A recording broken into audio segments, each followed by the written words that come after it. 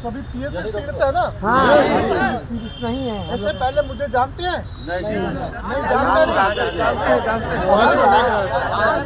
जो जानते हैं वो हाथ खड़ा करें। Thank you. जो नहीं जानते वो हाथ खड़ा करें। मीटिंग हो रहा है। आप एजेंट हैं, आप खड़े हुए, हम बातचीत करें। से आते आप हम हाँ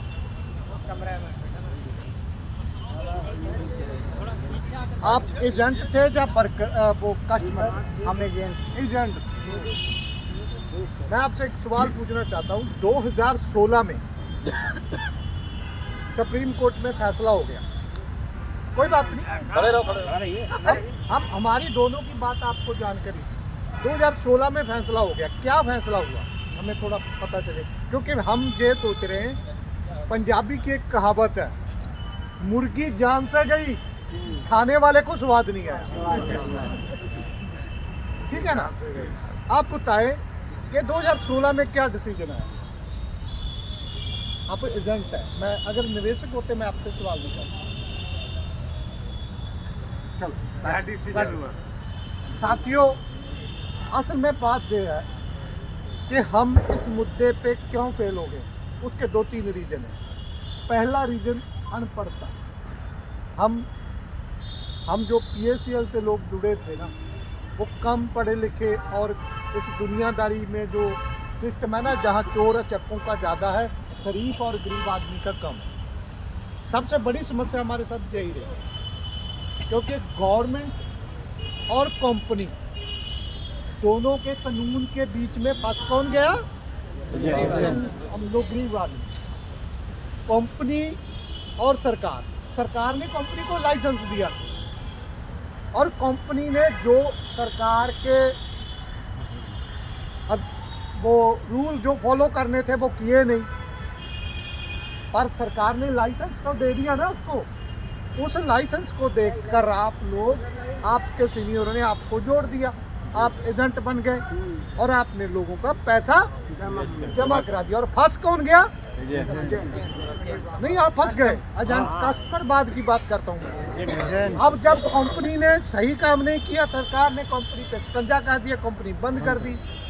सरकार ने कंपनी बंद कर दी, हमें कोई आपत्ति नहीं, पर सरकार के लाइसेंस देने के बाद आप लोगों ने, या देश के 5 करोड़ 85 लाख लोगों ने सरकार का वो सर्टिफिकेट देख के कंपनी को पैसा दे दिया। अब सरकार ने एकदम में बंद कर दिया। तो अब जब हमारी लड़ाई शुरू हुई, उस समय सरकार के हाथ में कुछ नहीं था। सरकार उसके समय बंगू के मीन्स कंपनी के पीछे लगी हुई थी, उसके शिकंजा कसने लगी थी, उसको बंद कर दिया था, रोक दिया था कि तुम पैसे ना लो। पर हमारे कुछ शातिर सीनियर लोग जो अपना पैसा निकलवाने के लिए अपना वाउचर, अपना वो क्या था जो कार गाड़ी वाला क्या होता था, उसे क्या बोलते, प्राइज CMD विनर, वो लेने के लिए आप लोगों की रियूल जमा करवाते हैं। जबकि हमने उसी समय ये बोल दिया था कि पैसा मत दो, पर फिर भी लोग पिछली डेट में पैसा देते गए, क्योंकि हमारी बात आप लोगों तक आई नहीं। उसका बड़ा रीजन था, उस समय सोशल मीडिया भी कम था, और अनपढ़ता तो है ही। आज भी हमारी बात, हम तो आज मैं आपके पास खड़ा हूँ, 16 मुकदमे हैं मेरे ऊपर, कोई पर्सनल नहीं, इसी लड़ाई के बावजूद 2 में मुझे सजा हो गई। एक ट्रेन रोकी थी, किसके लिए? कि भाई लोगों को पैसा दे सरकार। वो ट्रेन रोकी, 1000 आदमी ने, हमारे 3 आदमी को, मेरे और 2 साथियों के ऊपर मुकदमा हो गया, हमें जुर्माना हो गया, अब पैसे भरकर बाहर आए हुए हैं। ऐसे तरह एक ज्ञान सागर के मुद्दे पे आंदोलन हुआ था, ज्ञान सागर को बचाना चाहते थे, जो आप लोगों के पैसे से बना, वहाँ हमारे को 2 साल की सज़ा हो गई, अब ऊपरली अदालत में चल रहा है। पर ये सब बात मैं क्यों कही है, क्योंकि हमारे आपस में गैप बहुत बड़ा है, गैप है। ये लड़ाई तो 2015 में शुरू की थी, 2018-19 में ही जीत लेते अगर सभी लोग एक सिस्टम में आ जाते। मैं आपसे एक सवाल पूछूंगा, मेरे हाथ में 2 चीजें हैं, इसको बताएं क्या बोला जाएगा? इसको क्या बोला जाएगा? इसको क्या बोला जाएगा? फूल है। जे फूल है। हाँ। जे क्या है? फूल है। है? बिखरा हुआ है फूल। इसे फिर फूल तो बोलेंगे पर बिखरा हुआ बोलेंगे। जे क्या काम आता है और जे क्या काम आता है, तो गुस्से में ऐसा रहे, जे माला में पड़ता है और जे फेंका जाता है। हमारा भी यही है, हम बिखरे हुए हैं। सरकार के ऊपर हमारा प्रेशर नहीं बनता, सीधी सीधी बात है। इतने आंदोलन लड़ने के बावजूद, आपको शायद पता हो 2016 के लास्ट में और 17 के बीच देश के वित्त मंत्री के साथ हमारी मीटिंग हुई थी, अरुण जेटली के साथ। पता है आपको, उस समय पूरा आंदोलन शिखर पे था। सरकार उस समय डरी हुई थी क्योंकि दिल्ली में 50 हजार लोग पहुंचे। उस समय जो हमारी टीम थी, वो टीम हमें धोखा देगी। एक आपके बिहार के भी लाल बाबू था कि पहले भुगतान तब मतदान। लाल बाबू, बात यह है कि जब अपनी टीम टूटती है, सरकार को, सीआईडी को या हमारे दुश्मन को ये बात जाता है कि ये तो टूट गया, ये तो टूट गया, अब हमारा कुछ नहीं बचा। साथियों, हमारी कोई सांझ नहीं आपस में। हम आपके रिश्तेदार नहीं, आप हमारे रिश्तेदार। जहाँ तक कि अगर ज़िंदगी में ये पैसा मिलने के बाद मैं कभी पटना साहब आऊँगा तो गुरुद्वारा साहब मत्था टेक के चला जाऊँगा, शायद आप हमें मिल। पर अब हम सिर्फ एक एजेंडे पे इकट्ठे हैं कि लोगों का पैसा दिलाना। बस यही एजेंडे पे हम एक रहे। ना तो हमारे शक्लें मिलती हैं, ना अपने विचार मिलते हैं, मिलेंगे नहीं ना कभी भी, कभी नहीं मिलेंगे।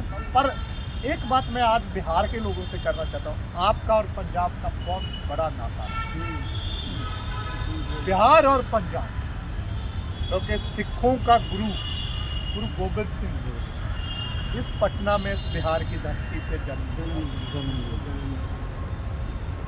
क्योंकि सिख दुनिया में कहीं भी बच जाएंगे पर पटना साहब को भूलेंगे, क्योंकि जहां हमारे गुरु का और इस मिट्टी को, इस स्थान को हम, हमारी आने वाली पीढ़ियां सदा सजदा करती रहेंगी, नमस्कार करती रहेंगी। एक बड़ा रिश्ता है। सरकारों ने चाल भी चली, आगे आने वाले समय में भी चलेंगे कि सरकारों ने कि इनके में फर्क पा दिया जाए, पर नहीं। जो अमेरिका में रहता है, कनाडा में रहता है, ऑस्ट्रेलिया में रहता है, जहाँ तक कि पाकिस्तान में भी रहता है, उसको भी पता बिहार है, इंडिया में एक बिहार है और बिहार में एक पटना साहिब है। और ये हमारा एक नाता रहेगा। और जो ये मुद्दा है, पर्ल कंपनी एक सरदार ने बनाई थी ना। जब मैं इसमें बाहर निकला तो मैं लोगों से मिलने चला, बहुत लोग बोलते थे सरदार लूट के ले गया। ठीक है ना, मुझे सुनने में मिला सरदार लूट के ले गया। मुझे पिंच हुई ये बात, मुझे पिंच हुई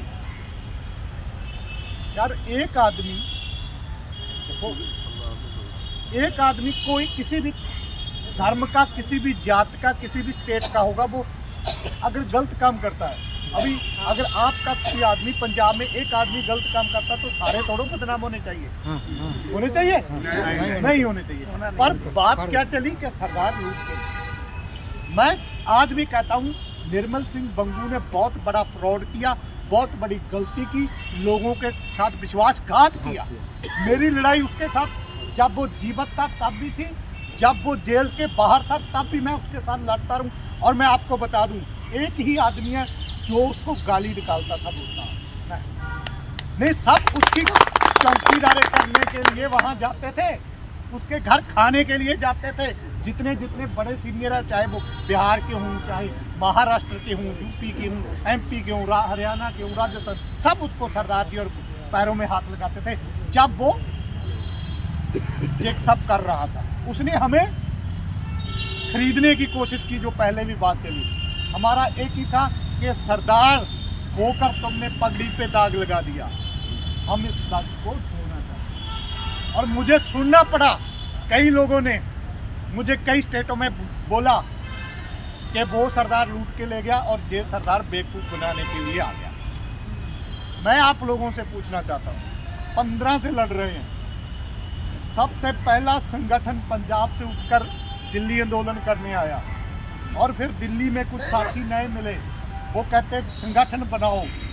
फिर ऑल इन्वेस्टर सेफ्टी ऑर्गेनाइजेशन एक संगठन बनाया जिसका मैं प्रेसिडेंट था पहला, और उसी समय आंदोलन किया और सरकार झुकी, सरकार के साथ मीटिंग हुई और ऑल इन्वेस्टर सेफ्टी ऑर्गेनाइजेशन के प्रधान होने के नाते मैं सुप्रीम कोर्ट में कैबट डालकर सुप्रीम कोर्ट में प्रशांत भूषण को एडवोकेट खड़ा करके इसका पक्ष रखा और उसके बाद लूडा कमेटी बनी। हमें तो उस समय लग रहा था कि हम जंग जीत गए, पर हमें क्या पता था हम एक खूह से निकलेंगे दूसरे खूह में गिरेंगे। कंपनी के खूह से निकले, सरकार के खूह में गिर गए। पर उसमें क्या हुआ साथियों, हमारी ड्यूटी, हम अपनी ड्यूटी नहीं बना पा रहे। आज सैकड़ों संगठन है, सरकार को पता कि इनको बांट दो, जो अंग्रेज जहाँ पॉलिसी छोड़ के ना बांटो और राज करो, यही पॉलिसी पे चल रहे हैं। मैं आपको सिर्फ बाकी तो सब बातें होगी, आपको एक अपील करने चाहता हूँ कि साथियों अपनी आवाज़ उठाओ। इस देश में जहाँ का ऐसा सिस्टम है, पॉलिटिकल सिस्टम ऐसा है कि जब तक आप अपनी आवाज़ नहीं उठाते, कोई राजनेता, कोई सरकार आपकी बात नहीं सुनेगा और ना ही मानेगा। जब आप सरकार के ऊपर प्रेशर बनाओगे, प्रेशर तभी बनेगा जब कोई जन आंदोलन होगा, जिसमें ज़्यादा जन लोग जुड़ेंगे। जैसे किसानों के जो जिक्र हुआ था पहले, किसानों को ऐसे बिल बना दिए गए मोदी सरकार द्वारा कि किसान की ज़मीन बड़े बड़े उद्योगपतियों के हवाले चली जाएगी। जाती अगर वो कानून ऐसे ही रहते, ये अडानी, ये अबानी, जो छोटे छोटे किसान हैं ना, 2 एकड़ 4 एकड़ 5 एकड़ वाले, इनके हाथ में खेती का मॉडल निकल जाता। वो बड़े बड़े फार्म हाउस, जैसे बड़े दूसरे देशों में बड़े बड़े फार्म हाउस, वहाँ फिर किसान क्या करता, एक वो लेकर जाता अपनी रोटी टिफिन में और वहाँ दिहाड़ी करके आता। अब चाहे किसान के पास 1 एकड़ है चाहे 10 एकड़ है, वो खुद मालिक है, वहाँ वो अपने खेत का राजा है। वो पॉलिसी पे आई थी जब पूरे देश का किसान एकजुट हुआ तो मोदी को वो बिल वापस लेने पड़े। इसी तरह ये हमारा आंदोलन है। देखो, कोई जाकर आज दिल्ली का ऐलान कर देता कि हम दिल्ली में आंदोलन करेंगे PACL के लिए, कोई 2 महीने बाद कर देता है, कोई 4 महीने बाद करता। उनको भी पता है कि जो 2-2 हज़ार 4-4 हज़ार बांट के आते हैं, ये बिखरे हुए हैं, ये एक साथ नहीं आते। अगर एक साथ जाएंगे तो सरकार, पर मैंने अब अगर किसी जानता रह, कोई ऐसी नॉलेज रखता है, जिस भी संगठन ने, जिस भी व्यक्ति ने दिल्ली में आंदोलन का ऐलान किया हो, उनका अपनी आवाज़, और मैं हर आदमी के संगठन में बिना बुलाया गया, क्योंकि मेरा एजेंडा सिर्फ यही है कि लोगों का पैसा मिले और पर्ल की प्रॉपर्टी बेच के ही पैसा मिलेगा। एक बात मैं बता दूं, सरकार से पैसा मांगने से नहीं मिलेगा। पैसा कहाँ से आएगा? सरकार किस किस कंपनी का पैसा अपनी जेब से देगी भाई? जहाँ तो हजारों कंपनी आई और उनके पैसे लेकर भाग गई। पैसा उसी कंपनी का मिल सकता है जिस कंपनी का वर्कर और निवेशक अपनी आवाज़ उठाता है, 1 नंबर। दूसरा, उस कंपनी की प्रॉपर्टी के ऊपर सरकार का कब्जा हो गया, सरकार के साथ अटैच हो गया, ताकि उस प्रॉपर्टी को कोई गुंडे, बदमाश, माफिया या खुद कंपनी की मैनेजमेंट इधर उधर ना करे। इसी तरह हम इस पैसे की वापसी के लिए पॉजिटिव इसलिए हैं कि हमने बहुत सी प्रॉपर्टी अटैच करवा दी।